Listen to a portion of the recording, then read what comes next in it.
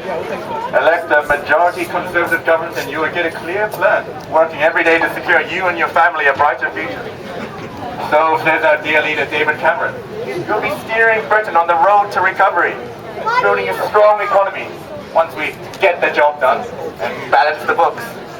A strong economy where 1 in 20 families in Britain cannot afford to feed their children adequately. A strong economy where almost a quarter of people work 2 jobs because the income from just one is not enough. A strong economy where homelessness almost doubled in the last 5 years, with over 6,500 people sleeping rough on the streets of London alone. Now let's ask ourselves, what kind of a sick society do we live in where Tesco can throw away 30,000 tons of food in half a year, when at the same time, people who take food from dumpsters face prosecution for theft? It's a society where 650,000 empty homes exist alongside homelessness. It's a society where a looter who stole £3.50 worth of bottled water gets a 6-month sentence, but the bankers who caused this crisis not only got away scot-free, but are reveling in more profit than ever before. Why is it that around the world, ordinary people are paying the price for the mistakes of the 1%, with living standards falling hardest and fastest since records began in the 1870s? Is this some sort of global conspiracy of nasty people at the top, hell-bent on waging ideological warfare on working people? Or are there deeper, structural causes endemic to the system itself? Let's think back to when President Hollande promised a 75% super tax on French billionaires. It didn't take long before CEOs threatened to move their companies out of the country, saying he was making France anti-business and uncompetitive. Now we can also think of Syriza in Greece, who were voted in earlier this year on a radical anti-austerity agenda.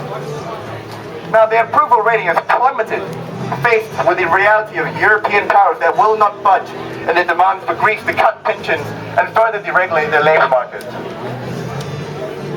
You see, the crux of the matter is, if you would accept an economic system based on the relentless pursuit of profit above anything else, you have to accept the system's cold, uncaring logic.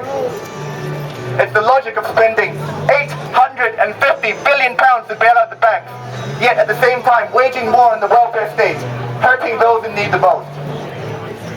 It's the logic of the EU's Common Agricultural Policy, which pays farmers not to produce food so they can stabilize prices. While at the same time, 3 million children around the world die each year due to malnutrition. It's the logic of global unemployment being close to 1 billion, when people with jobs have to work longer and harder just to make ends meet. This is the logic of capitalism, where the only responsibility of those in power is to protect the profits of the rich, no matter the cost. We're told again and again that ordinary people have been living beyond their means, and now there's no money left to fund the essential public services that form the basis of a civilized society.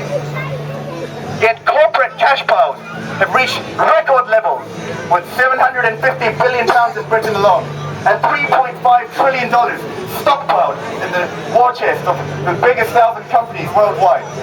That's $1 trillion more than the GDP of the entire African continent, sitting idly because the money can't be invested profitably.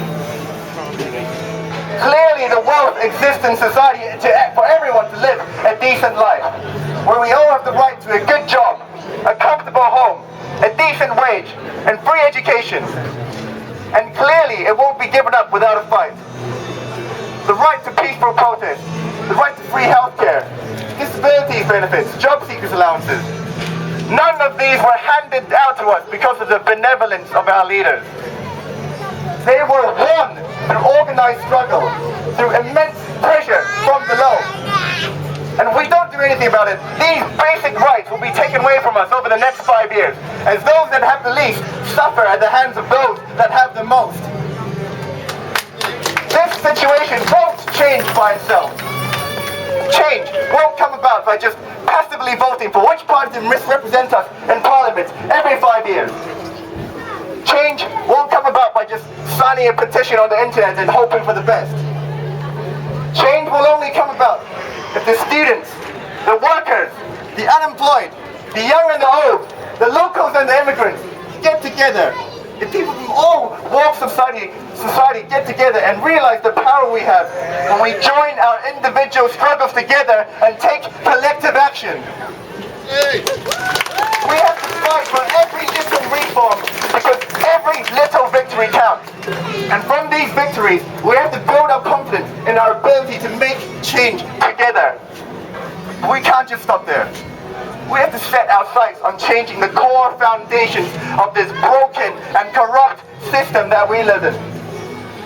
Because when our rights and our lives are trampled on by the political elite and their friends, the bankers, I don't call that a democracy. When politicians are elected to power on an anti-austerity platform but are forced by the system to carry out cuts in the name of fiscal responsibility, I don't call that a democracy. When we are made to believe that there is no alternative to the brutal attacks on our living standards, while the richest 1,000 people in Britain doubled their wealth in the last 10 years, I don't call that a democracy. Only when we get rid of the notion that the world should be run by a cabinet of millionaires who knows what's best for us. Only when we take direct control of the banks, the energy companies, and the big monopolies that dominate our lives. Only when we have an economy that is democratically planned and run in the interest of the people over profit. Only then would I call that a democracy. The fight ahead is not an easy one.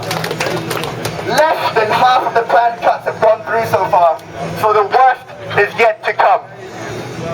But with capitalism in an endless crisis, there is no other option. We have to let go of the notion that we can persuade the government to stop the cuts by asking nicely, because they aren't just because of the nasty Tories. They flow directly from the fundamental laws and logic of the capitalist system, a decrepit system that can no longer take society forward. A broken system that can only see through the lens of corporate profits. The only road ahead for us is to get together and fight to fundamentally transform the system. Thank you.